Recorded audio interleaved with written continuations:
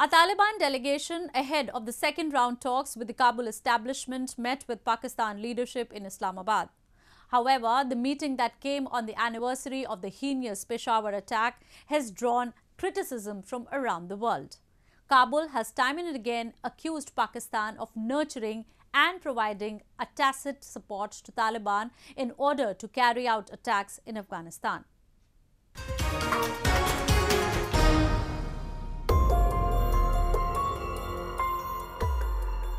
The Afghan peace process is growing complex with every rising sun. While the government of Afghanistan has been seeking an open and inclusive approach from the Taliban, the rebel group on the other side has been in talks with almost everybody Kabul has accused of being anti-Afghanistan. The latest move was its meeting with Pakistani leadership, where a delegation travelled to Islamabad for a 3-day discussion. Ever since the United States has announced its withdrawal intention from Afghanistan, Pakistan, who the observers say might be getting directions from Beijing, has sought to grab the opportunity of becoming a key stakeholder in the regional dynamics. But now it appears to be playing a dangerous game, which not only threatens its global reputation, but also its domestic image.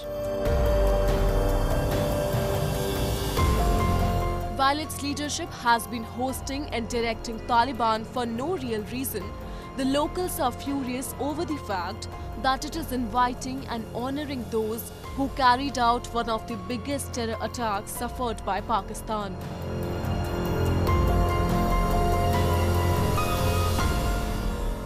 मैं ये पूछना चाहता हूँ कि ये किस खाते में मिल रहे हैं उनको। ज़ाहिर है पाकिस्तान जो है वो अफ़गान गवर्नमेंट को ब्लैकमेल कर रहा है कि भाई तालिबान जो है वो हमारे कंट्रोल में है और तालिबान को वो यूज़ करेगा अफ़गानिस्तान को ब्लैकमेल करने के लिए। और इसमें चाइना का भी रोल है।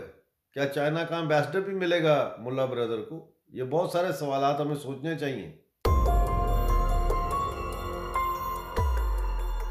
The Taliban last visited Islamabad in August, just before the peace talks with the Afghan government began in Doha as the United States pushed for a political settlement while it withdraws troops from the war-torn country. Taliban too has not been giving any clear signals vis-a-vis the peace negotiations. The second round of talks is due to start in a couple of weeks, but it is not ready to hold talks inside Afghanistan. President Ghani has assured them a conducive atmosphere, but the Taliban has not buzzed. In fact, it has stepped up its attacks across the country. A deputy governor of Kabul was recently killed in a bomb blast.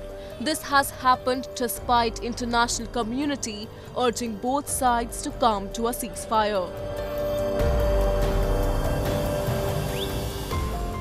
Any sustainable peace will need to be owned by Afghanistan's very diverse society.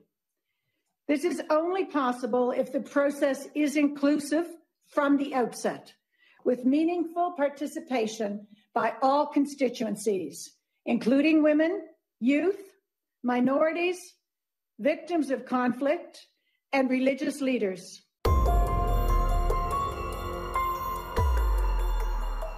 During the past 6 months, the Taliban have carried out over 50 suicide attacks, while Kabul says 1,210 civilians were among the thousands killed.